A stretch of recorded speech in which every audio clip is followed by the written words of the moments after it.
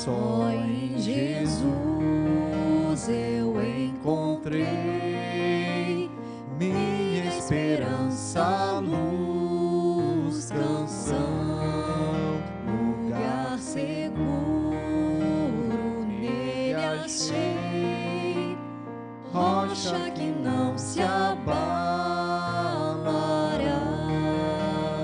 Que grande amor em Cristo há, sem medo posso caminhar.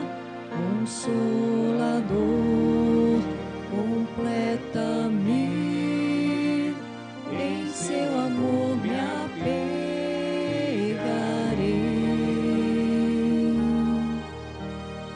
Só em Jesus eu encontrei homem divino Salvador, presente doce de amor, foi rejeitado pelos seus, naquela cruz se padeceu, justiça ele satisfez, não sofro mais condenação, por sua morte viverei.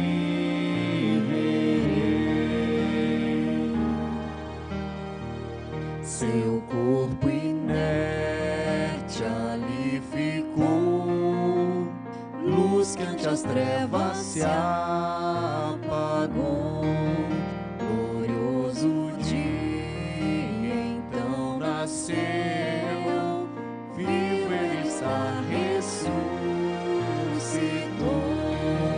Vitorioso ressurgiu, do meu pecado redimiu, pois ele é meu e dele eu sou, pelo seu sangue me comprou.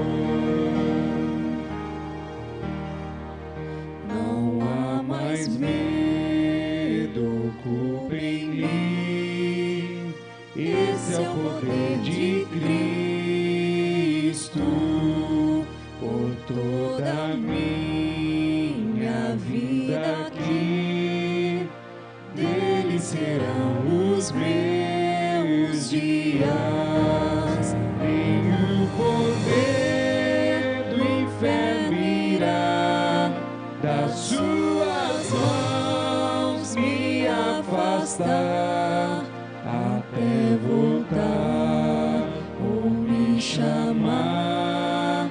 Só em Jesus confiarei. O poder do inferno irá das suas mãos me afastar, até voltar ou me chamar. Só em Jesus confiarei. Nem o poder do inferno irá das suas mãos me afastar, até voltar ou me chamar. Só em Jesus confiarei,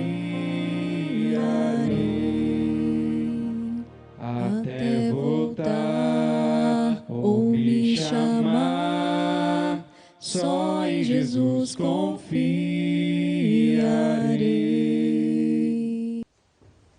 Graças e paz, meus irmãos, uma boa tarde a todos. Convido os presentes a abrir a palavra de Deus no livro de Lucas, Evangelho segundo Lucas, capítulo 1.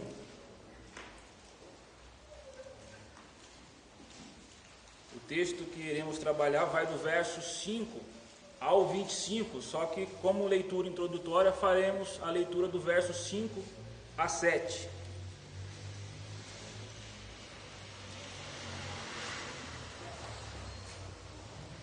Lucas capítulo 1, verso 5 a 7. Diz assim a palavra de Deus: nos dias de Herodes, rei da Judéia, houve um sacerdote chamado Zacarias, do turno de Abias. Sua mulher era das filhas de Arão e se chamava Isabel. Ambos eram justos diante de Deus, vivendo irrepreensivelmente em todos os preceitos e mandamentos do Senhor. E não tinham filhos, porque Isabel era estéril, sendo eles avançados em dias. Oremos, meus irmãos. Senhor nosso Deus e Pai, estamos aqui mais uma vez a ouvir a Tua palavra, Senhor. Pela Tua misericórdia e bondade, eu peço a Ti que o Senhor me capacite a proferir a Tua palavra e os meus irmãos, ó Deus, a Tua igreja, a recebê-la de bom grado, a fim que o Teu nome seja glorificado nessa tarde, meu Senhor. Em nome de Jesus. Amém. Meus irmãos podem se assentar. Muitas das vezes, meus irmãos, somos surpreendidos em nossa vida, tanto com coisas boas como com coisas ruins. E se já não bastasse essas surpresas, ainda tem o nosso status, o estado momentâneo que estamos vivendo. Em alguns momentos estamos felizes, sorrindo para tudo, levando nossa disciplina espiritual bem, lendo a Bíblia, orando por tudo. Deu uma topada com o dedinho no pé do sofá, você ora agradecendo por ter um dedinho e ainda até pelo palavrão que não falou. Você se sente imbatível, é capaz de enfrentar Faraó e seu exército. E se brotar um mar em sua frente, você sabe que Deus irá abrir. Mas em outras vezes é o contrário. Tudo parece que está nublado. Se tiver uma poça d'água na sua frente e você pisar, é capaz que seja um bueiro e você caia nele. E nesses momentos de altos e baixos da nossa vida, em especial esse baixo, é onde a frustração se instala. E somos bombardeados de indagações. Onde está Deus que não está me vendo passar por isso? Onde está a força que me levava a orar por tudo sem cessar? Onde está a coragem, a confiança que me levava a enfrentar meus leões diariamente? E agora que nos perguntamos, quem somos nós? Quem sou eu? Em quem eu creio de verdade? A minha confiança, a minha fé está condicionada a quê? A quem? Será que realmente sou um cristão? Será que realmente Deus está comigo? E nessa montanha russa, que é a nossa vida, nesse sobe e desce, que às vezes dá um loop nervoso e a gente diz, deixa eu não passo. Não é possível, deixa eu não passo. Mas Deus se faz presente e se apresenta, nos presenteando com a sua graça. E para que possamos trabalhar, eu irei trazer um pouco das intenções de Lucas. E no início do seu livro, ele já diz o que se propõe a fazer, que vai do verso 1 ao 4. Então Lucas ele se propõe a narrar, a contar uma história não fictícia, mas verídica, como diz no verso 1, parafraseando, ele diz, com fatos que entre nós se realizaram. E ele vai relatar os acontecimentos que antecederam o nascimento, o próprio nascimento e a vida de Cristo. Eu peço que você acompanhe comigo no nosso texto, que vai a partir do verso 5, que diz: nos dias de Herodes, rei da Judéia, houve um sacerdote chamado Zacarias, do turno de Abias. Sua mulher era das filhas de Arão, e se chamava Isabel. Ambos eram justos diante de Deus, vivendo irrepreensivelmente em todos os preceitos e mandamentos do Senhor. E não tinham filhos, porque Isabel era estéril, sendo eles avançados em dias. Inicialmente, no verso 5, Lucas traz uma datação, não bem precisa, mas não definida, mas de um período, nos dias de Herodes. Ou seja, dentro do período que Herodes reinou. Herodes aqui é um título. E aqui nesse versículo 5, é Herodes o Grande. E mais à frente, na narrativa de Lucas, veremos outro Herodes, chamado de Herodes Antipas, o mesmo que mandou decapitar João Batista. E Lucas, ele traz esses detalhes para atestar a veracidade dos fatos por ele narrado. E Zacarias era um sacerdote do turno de Abias. Haviam grupos divisões de sacerdotes que se revezavam dentro do templo durante alguns dias. E a sua mulher era Isabel, era da descendência de Arão. Os sacerdotes eles podiam casar com qualquer mulher israelita pura, mas preferiam casar com as filhas de outros sacerdotes. Por isso Lucas diz que Isabel era das filhas de Arão. Então veja como a família de Zacarias, ela passou por um momento político difícil. Herodes o Grande, o que é citado aqui nesse versículo, foi quem mandou matar as crianças de 2 anos para baixo quando soube do nascimento de Jesus. E alguns relatos dizem que por medo de perder o trono, ele mandou matar até alguns membros da sua própria família. E alguns anos mais à frente, João Batista é decapitado pelo filho de Herodes, Herodes Antipas. Então veja que momento turbulento, politicamente falando. É como se hoje o nosso presidente, ou de qualquer outro governo, mandasse assassinar os seus opositores para assim se perpetuar no poder. Nós já nos aterrorizamos com os desrespeitos que acontecem contra a nossa Constituição, contra os nossos direitos individuais, quanto mais situações de assassinato. Então eram tempos difíceis. E continuando aqui no verso 6, peço que você acompanhe comigo. Ambos eram justos diante de Deus, vivendo irrepreensivelmente em todos os preceitos e mandamentos do Senhor. Agora Lucas traz um relato mais pessoal sobre o casal. Zacarias, um israelita, em especial sacerdote, e com o relato que Lucas nos dá, vemos que era um casal que vivia rigidamente pela lei, dignos de elogios, mas que infelizmente não tinham filhos, não por opção, mas porque Isabel era estéril. Para um judeu, não ter filhos, vulgarmente falando, era uma maldição, uma vergonha, um problema tanto no aspecto econômico, porque não teria quem o sustentasse na velhice, como no social, porque na lei a esterilidade estava às vezes relacionada ao castigo divino. Então para a mulher se tornava uma situação bastante difícil, porque o fato dela ser estéril levava as pessoas a imaginar o porquê ela era estéril. Por isso a vergonha que provém desse julgamento de pessoas. E o homem, muitas das vezes, era impelido, insistiam para que ele se divorciasse, para que assim pudesse procriar. E sem contar, como diz o relato, eram avançados em idade, em dias, eram idosos. Então, pressão política, pressão social e econômica, mas ainda assim uma vida dedicada, uma vida irrepreensível em todos os preceitos e mandamentos do Senhor. E pelo entendimento humano, o padrão de vida que levavam não deveriam colher esse tipo de fruto. E isso nos leva a entender que não importa quem você é, o que faz, quanto tempo de vida tem, você está sujeito a passar por tribulações, por sofrimento. Aquilo que você faz ou não a Deus não o isenta de passar por dificuldades, de sofrer coisas que são inerentes dessa natureza terrena.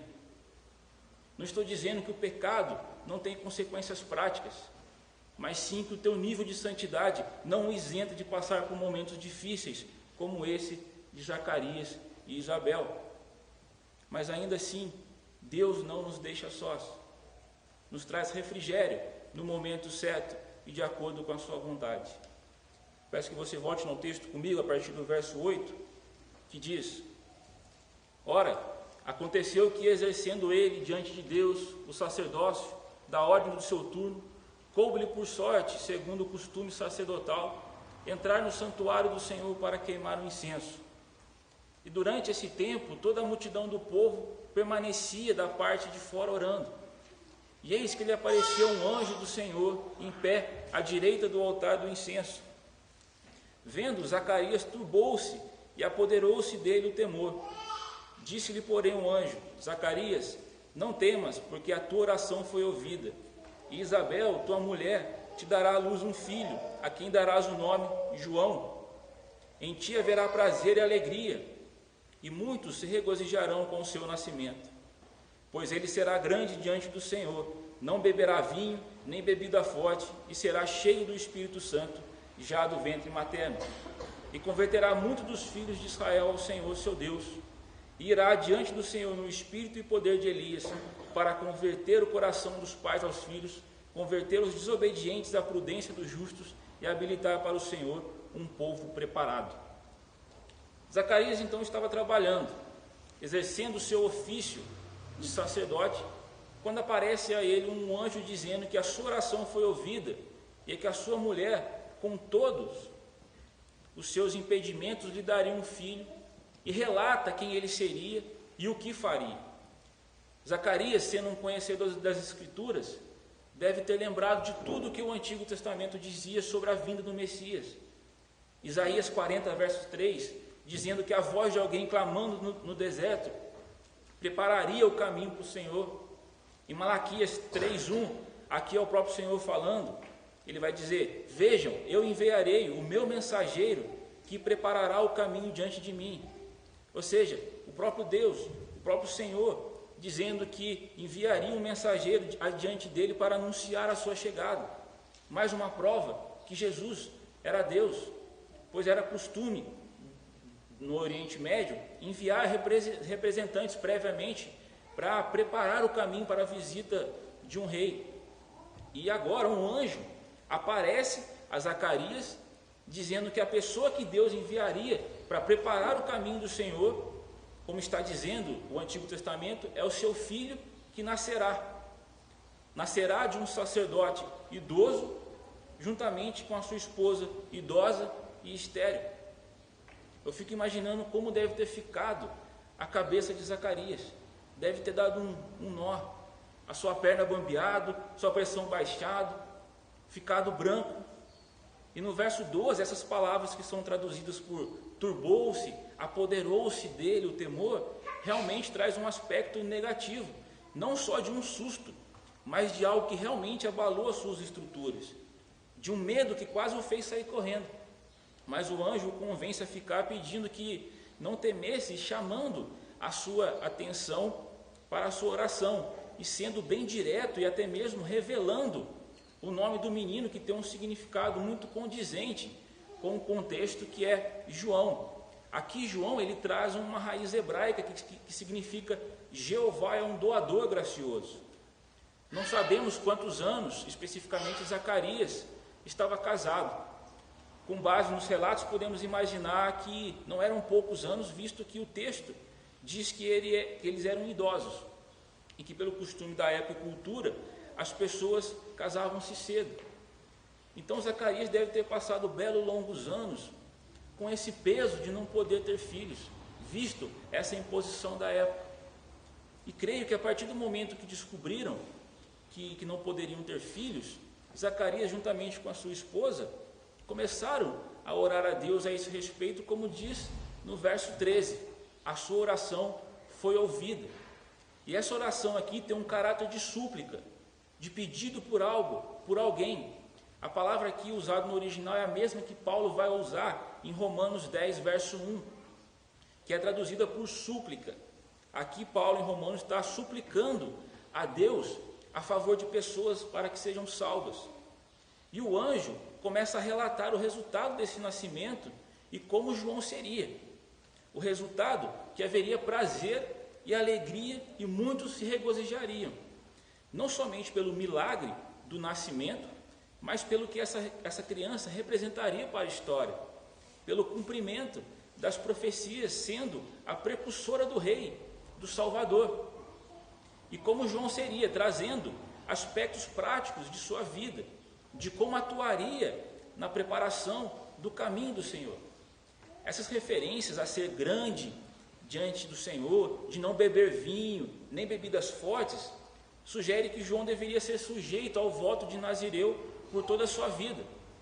Outra pessoa na Bíblia com essas características é Sansão. E isso é uma maneira de externar o compromisso pessoais e interiores com Deus.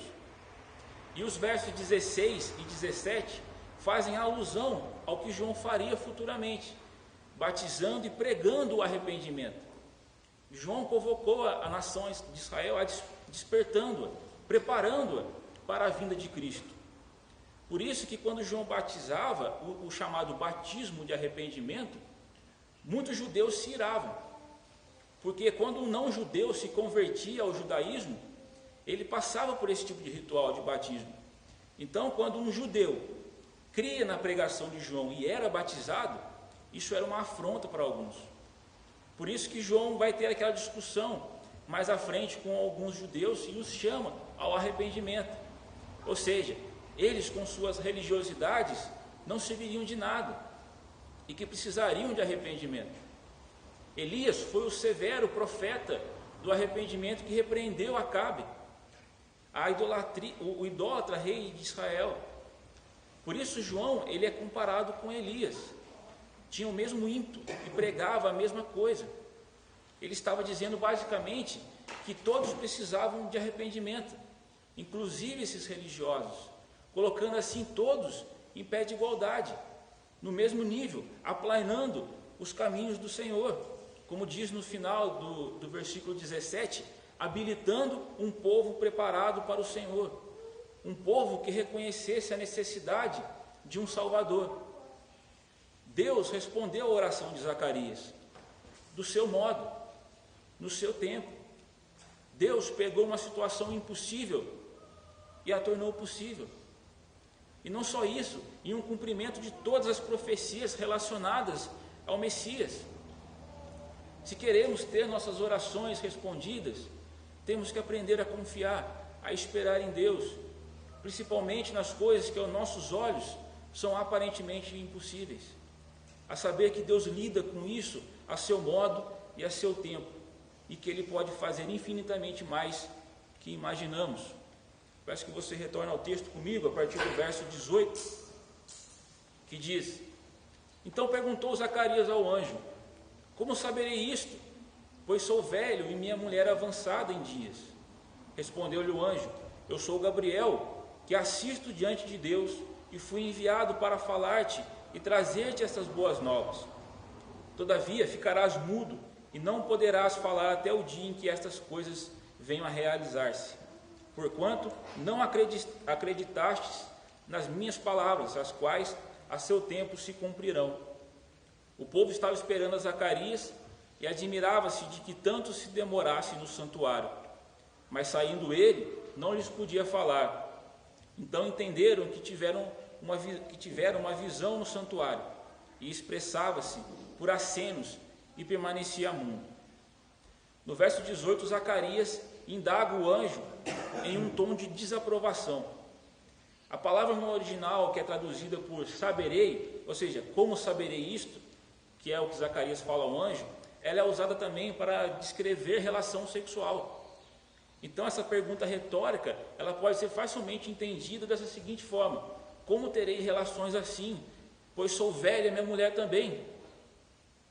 Então veja que a base da incredulidade de Zacarias era porque ele tirou o foco do sobrenatural e colocou no natural.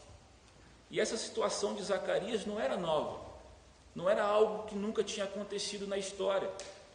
Antes de Isabel, temos outros relatos na Bíblia de mulheres que tiveram problemas para engravidar.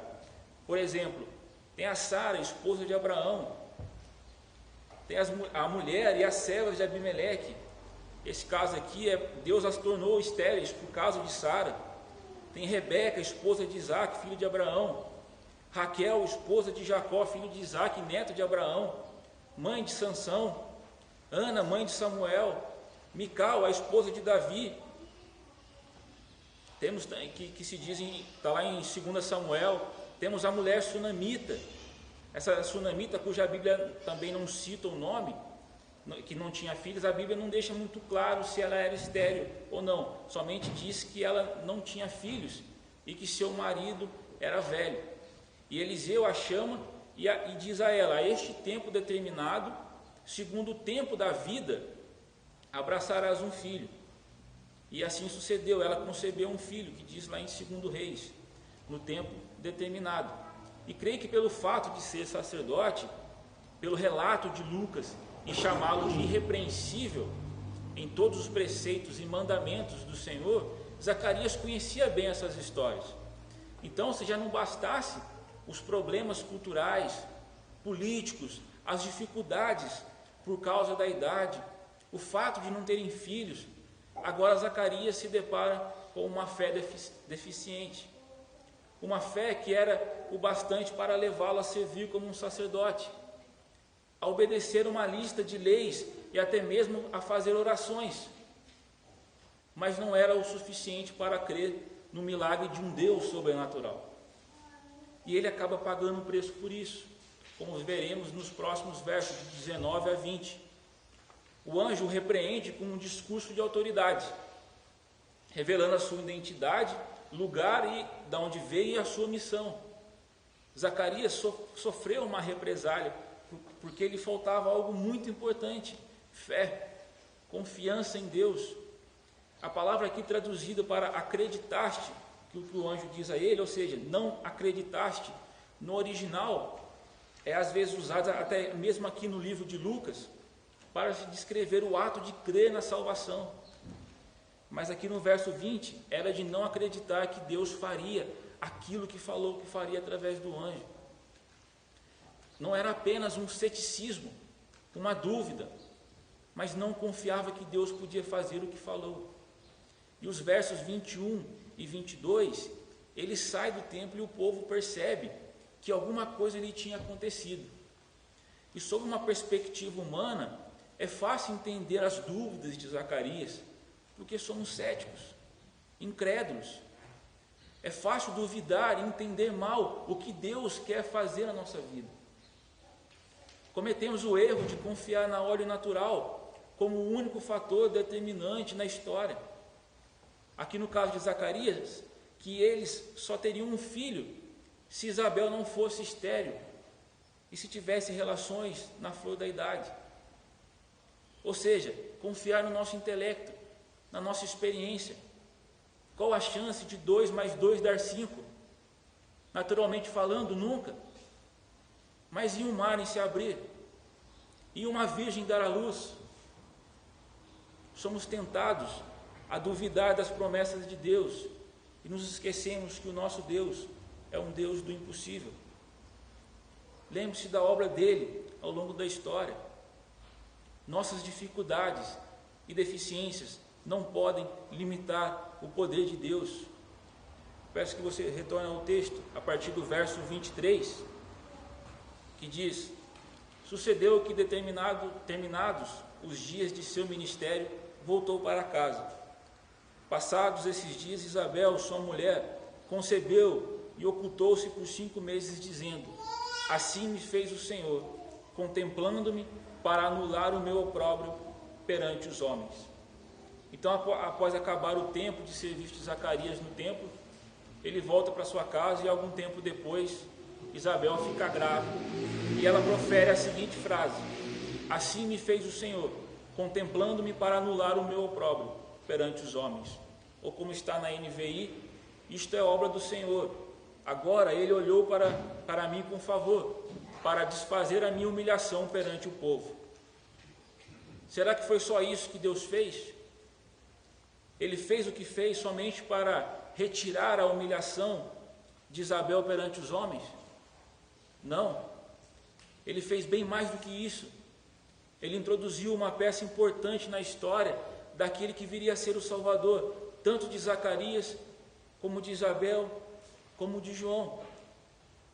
Zacarias e Isabel estavam sofrendo com esse fato de não terem filhos, tanto pelos aspectos que eu já citei, tais como os cuidados que os filhos dariam, ou seja, a esperança de ter uma vida mais cômoda, de ter o nome da família por mais gerações, e essa falta, e a falta dessa esperança de não terem filhos, talvez sempre esteve presente, e a cada ano a idade aumentando, e ao mesmo tempo, e ao mesmo passo, a esperança se distanciando, ao ponto de aparecer um anjo diante de Zacarias, um anjo, e ele dizer ao anjo: não dá mais, para mim não dá mais, eu sou velho.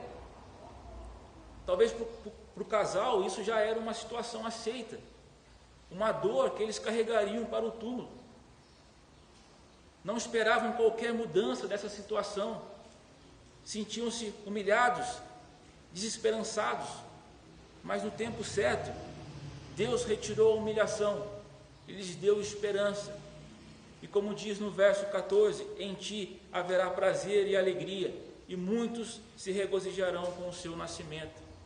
Como eu já disse, pelo que João representaria para a história.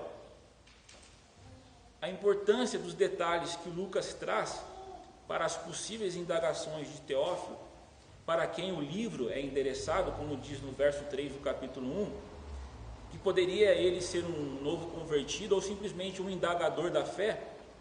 As indagações é algo que está presente no nosso cotidiano.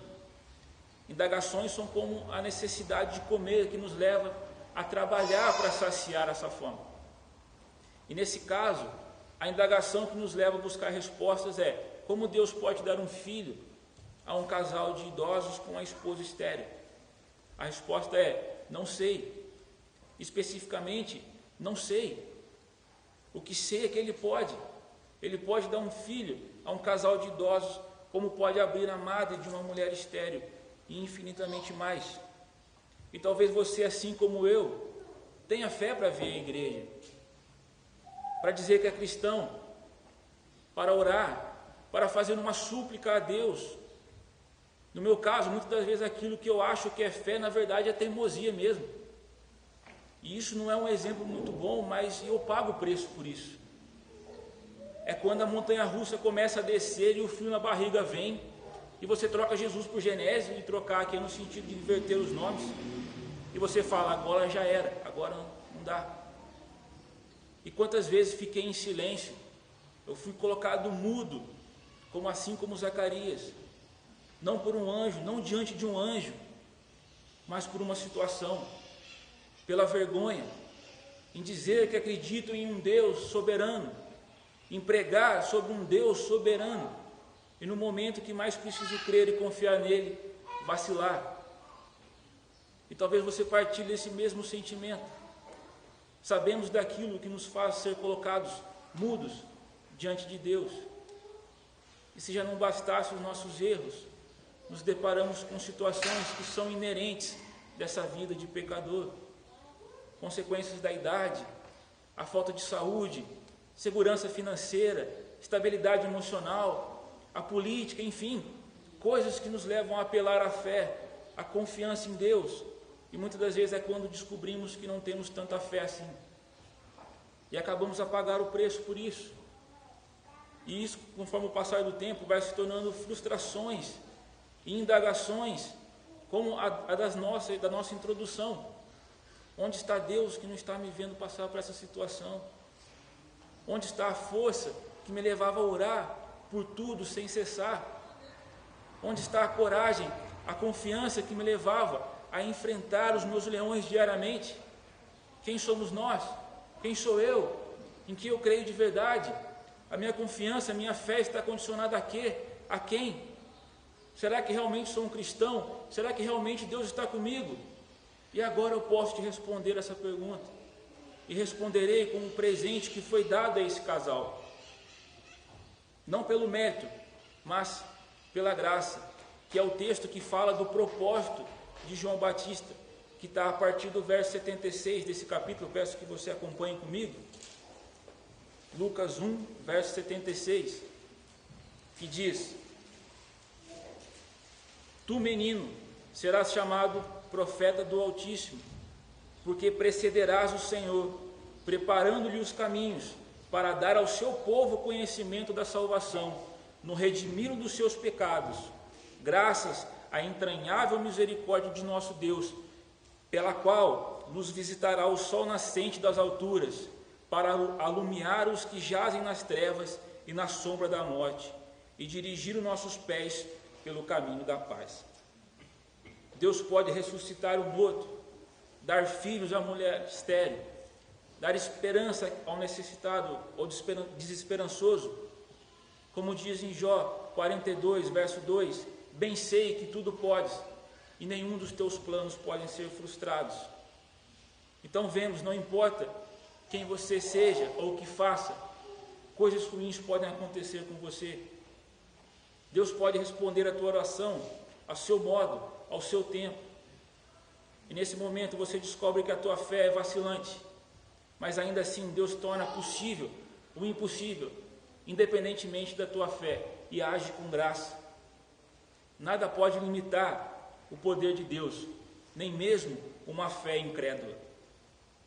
Confie em Deus, pois no momento certo Ele nos presenteia com a sua graça, para a honra e glória do seu nome. Vamos orar, meus irmãos. Senhor meu Deus, mais uma vez eu agradeço a Ti por essa oportunidade e pelo dia que passamos aqui como igreja. Pai, clamo mais uma vez a Tua misericórdia, a Tua graça. Sabemos, ó Deus, que muitas das vezes somos incrédulos, não confiamos, ó Pai, em Tua palavra, Senhor, nos perdoe por isso. Meu Pai, que nos momentos de adversidades o Senhor venha encher nossos corações de fé, para que possamos, ó Deus, desfrutar de Tuas bênçãos, sem pagar um preço, meu Pai, por causa dessa incredulidade, Senhor. Fortaleça a Tua igreja, fortaleça a minha vida, e que tenhamos um resto de dia, de tarde, de noite abençoados, ó Deus, diante de Ti, em nome de Jesus. Amém. Eu agradeço, meus irmãos, mais uma vez pela oportunidade.